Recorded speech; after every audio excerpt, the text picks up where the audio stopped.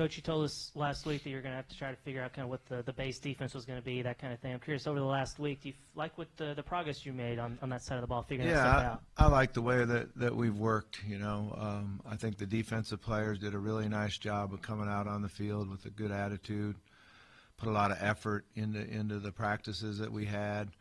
We're very attentive to detail. I thought the coaching staff did a good job of really trying to work hard on the details of what we're doing. So it was a good week of practice. Pretty big challenge with Tennessee's offense specifically. I'm curious what you've seen on film from Tennessee. Yeah, they're a challenge. They've always been a challenge. They spread the field, but they want to run the ball.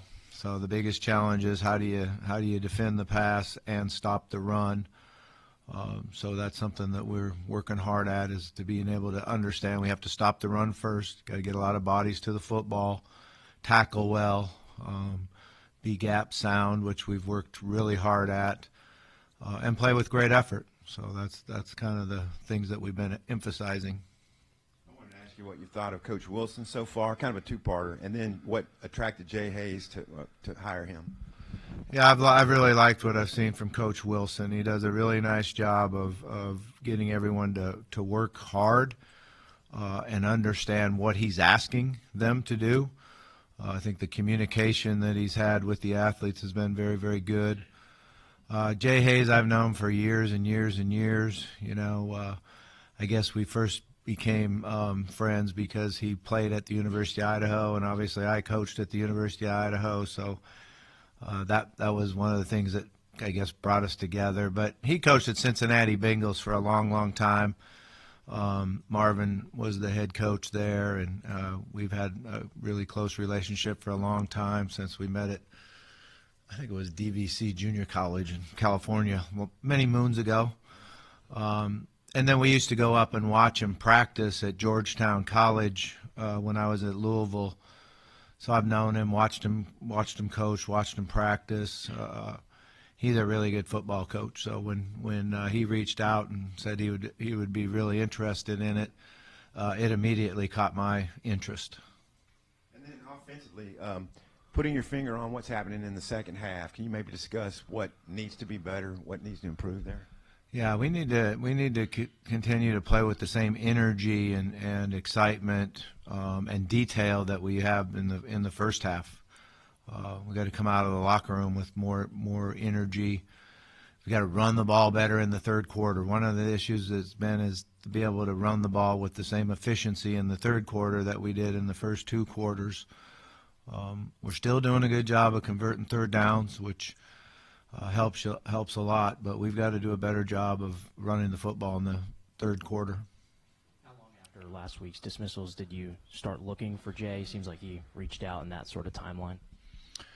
Yeah, I mean, it was pretty immediate that you had to have a plan on what we were going to do. So, Chris was here. I like what we talked about. I feel really comfortable with him taking over. Shea was here, so him coaching the secondary. He's been working with those guys and doing a good job. So he did that, and then it was, okay, we need one more guy to help. And then the question was, linebacker, D-line. All defensive coordinators seem to, I can't really say all, but they seem to want to coordinate from the linebacker spot because that ties you with the coverage and with the front on, meetings, half-line drills, stuff like that. You're involved in both of them, so it makes a lot of sense. Chris wanted to see if we could bring in a D-line guy. It's funny because him and Jay actually worked in the same building. So, I didn't know a whole lot about that league, but they all practice at the same spot.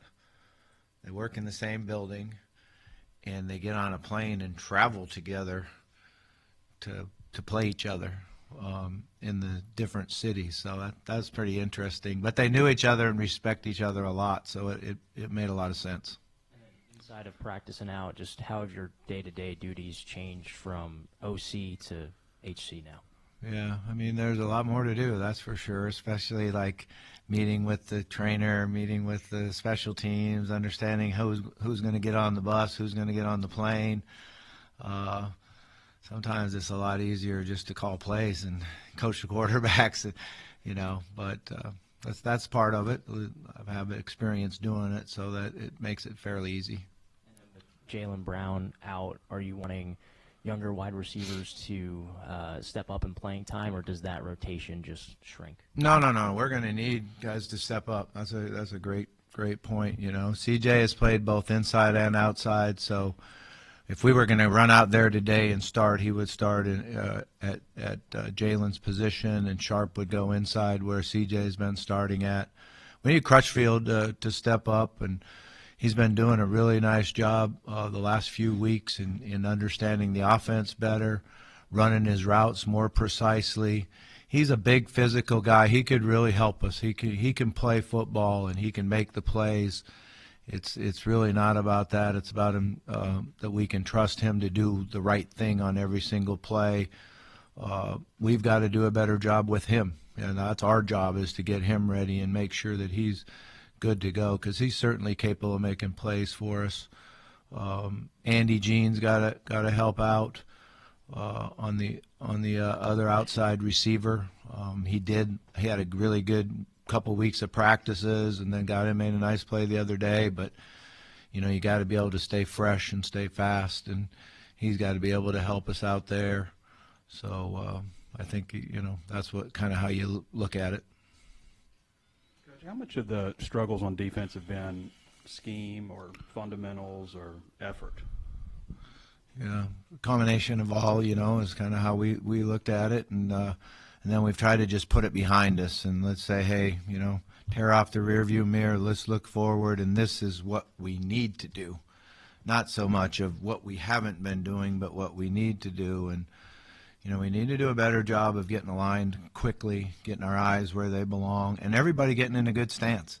I'm a big guy of stance. I think that football is, starting point is that I'm in a proper stance and my eyes are right. So we've been drilling that and working hard on it, and they've improved on it. And then you got to get off. If you're a D lineman, you got to beat the offensive lineman to his technique. Usually up front, whoever gets to their technique first has a great advantage to win that play. And it's really about one-play battles between the O-line and the D-line.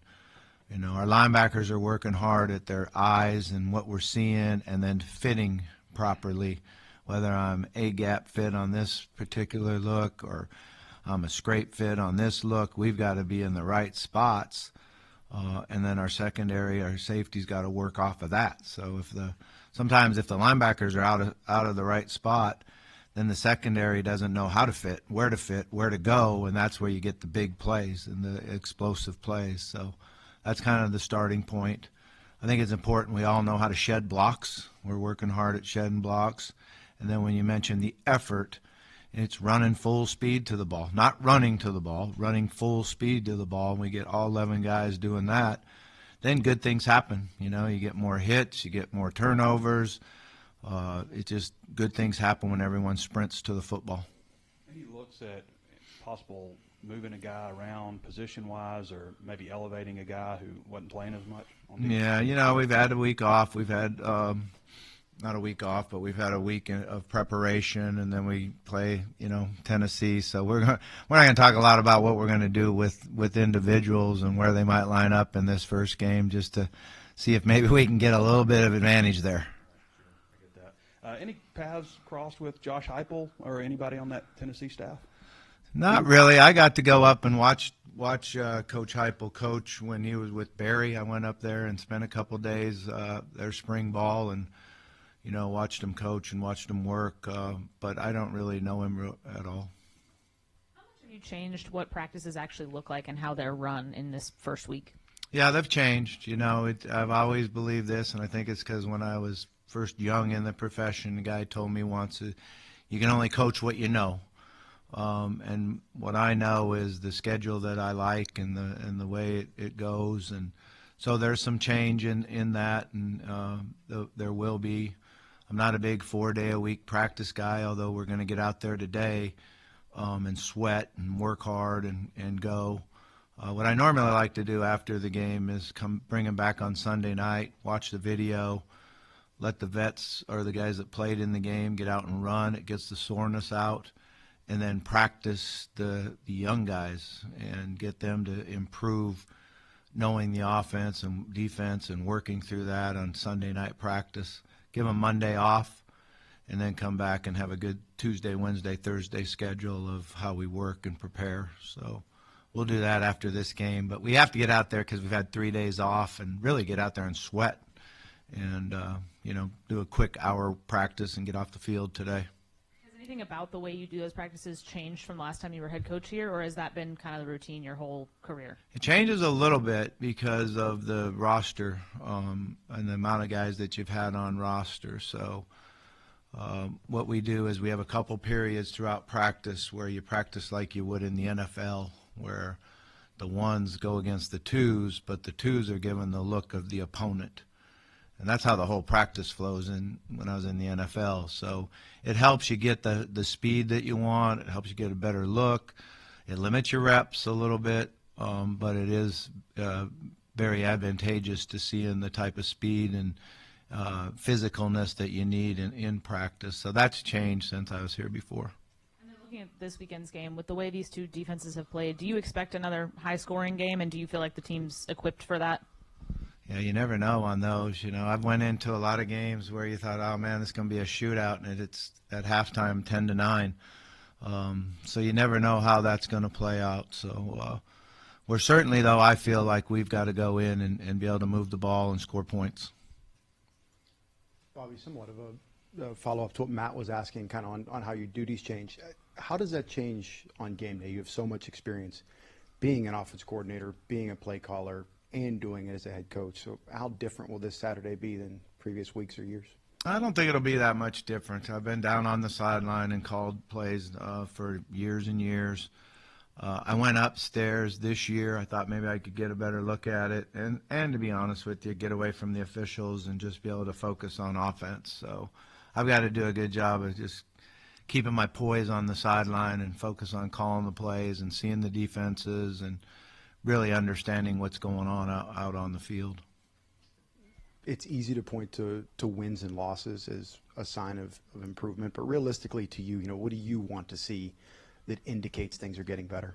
Yeah, I want us to do the process right, do the things that you need to do to win games, and that's our, in our preparation and how we practice, how we go about our daily business, how the players are in the building, in the weight room, and then that gives you the opportunity to win.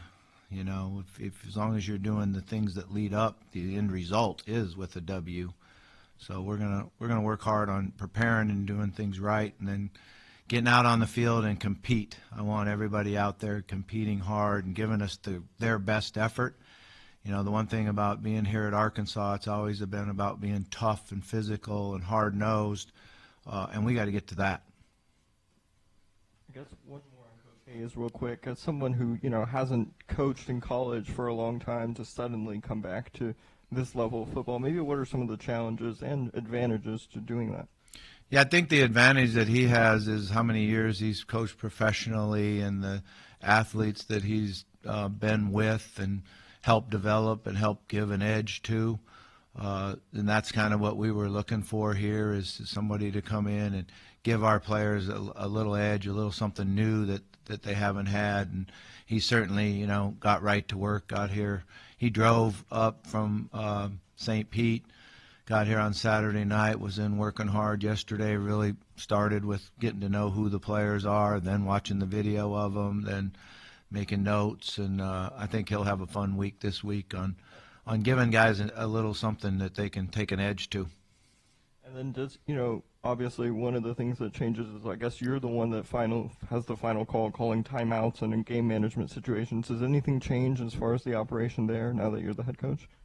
No, not really. I think, if anything, it makes it easier on 2-minute because you understand, like, when you are going to call a timeout and not, when you want to keep going and when you want to flow, how it goes. So it actually makes the play calling a little bit easier in the 2-minute situations, into half situations, whether you're going to go for it on 4th down or not. You're thinking ahead on that and, not just hearing it through the headset. So I think if anything, it make it simpler. When you look around and see a Pete Carroll and a Bill Belichick doing this in their 70s, is this something you'd like to do a good while longer, this coaching? Well, I don't think the age is what the determination is. I feel great right now physically. I'm feeling really good. I have a lot of energy. I think it's been fun the last 2 years here with the quarterback room and with Talon and the guys that we have on offense. It's been really enjoyable. So I think my hunger's still there, and as long as I can get up every morning and be motivated and feel great about it, I want to keep doing it. Coach, you mentioned Courtney Crutchfield earlier. I'm curious where he's made the most progress since maybe the spring, and what's it say about him that he's stuck with it? A guy getting buried on the depth chart could have easily thrown in the towel, but it seems like he's stuck with it. Yeah, I mean, first of all, when he got here, he was out of shape. So he spent spring of really going, oh man, he was heavy. He had a little bit too much adipose tissue in his stomach area, and he worked extremely hard in the summer. I was really proud of the way he came back in the summer on the percent of body fat. His weight was way down, and all of a sudden now you looked at a guy that had a hard time going 5 plays in a row fast. Now he's going 8 plays, 9 plays in a row, and getting in a position where you really like to see him. It took him a little bit of time to learn the offense. That's understandable. Young guys, it's harder than, say, like Blake, who's been through in 3 different installations, and now you pick things up a little bit quicker because you learn how to do it. But I do feel extremely excited about Courtney and his abilities, and now he has the understanding of the offense. I'm looking for him to get out there and make plays for us. I want to ask you about Antonio Jordan as well. I know he had the ankle injury to start the season. Is he a guy that maybe could, as the season goes on, maybe work into that rotation as well? Definitely can. We were really excited about his camp and how he was playing. He's an outlier. There's not guys that are that physical size and that ability and can turn their body and jump in the air and make catches. He had a really bad injury, really bad ankle sprain. He's come back on it, and he's shown a tremendous amount of toughness. It's still bothering him a little bit. I'm thinking this week, 3 days off, might help him a lot. But there's no question he's going to be a tremendous player here. I know you never went to Neyland when you were here. I don't know if you did at Auburn, but I know you went in 2023. Is that the only time you've ever been Yeah, there? yeah, the only time I've been there. What do you think about that environment, 100,000 plus? It's awesome. It's awesome. You always want to go into a hostile environment and have fun with it and go. So I felt like, at Ole Miss we did a really nice job of handling the noise, the communication, the knock on wood, didn't have pre-snap penalties. I thought the experience for Talon and those guys were right on. So I feel like, we'll go in there and handle it well. I'm optimistic we'll go in there and handle it well. It is different. It'll be louder. It'll be more hostile than Ole Miss was. But we've got to do a good job preparing for it. And what that says is that you come off the practice field with a headache every day because that noise you play out there is awful. Rocky Top. No, you don't play that. But just the noise that you have to make, between plays and all that, so you can call the play, and it makes for a stressful time, but it's fun. Tyler Wilson has said this, and I think I remember it too. It's been a while since I've watched one of your practices, but it felt like everything was kind of centered around the quarterback, like everything kind of flowed with the quarterback. Is that an accurate statement? And if so, what is your philosophy on that? Yeah, that's an accurate statement. I always see the practice through the quarterback's eyes, and how do we get our quarterback to outplay their quarterback.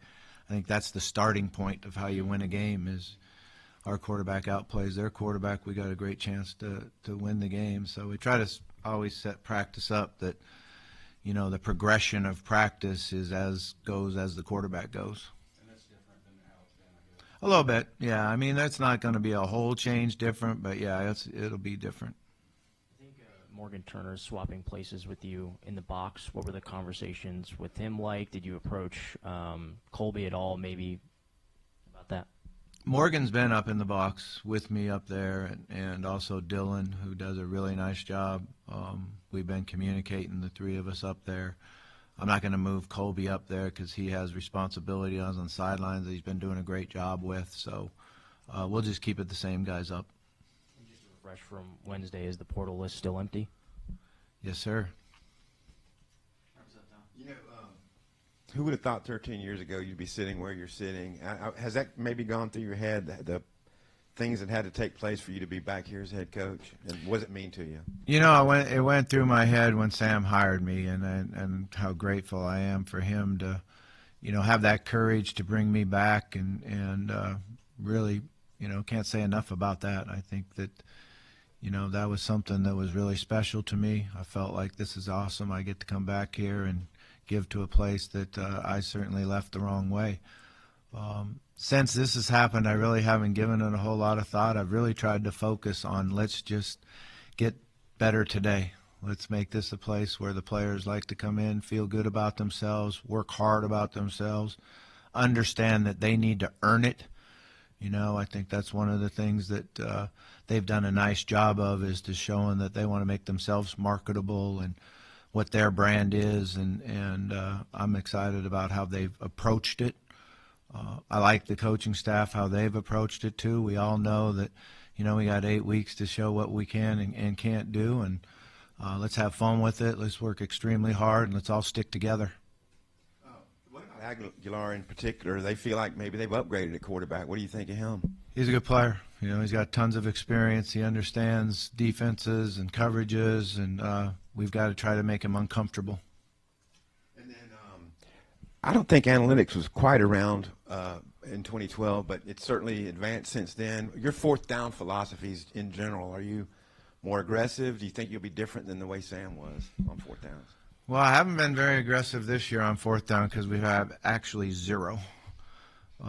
So I've been trying to, you know, prepare for that and see, okay, if it's 4th and 1, what do you do? 4th and 2, what do you do? I'm a pretty aggressive person, so I can't say that I'm going to just go for it. And I do think that it does matter besides analytics.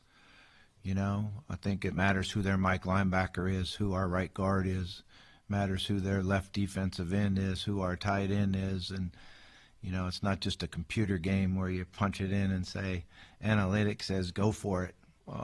It's a good way to hide when you make a bad decision, you know. So maybe I'll say that on 4th and 1 if we get stopped. I'll say, well, analytics told me I should go for it.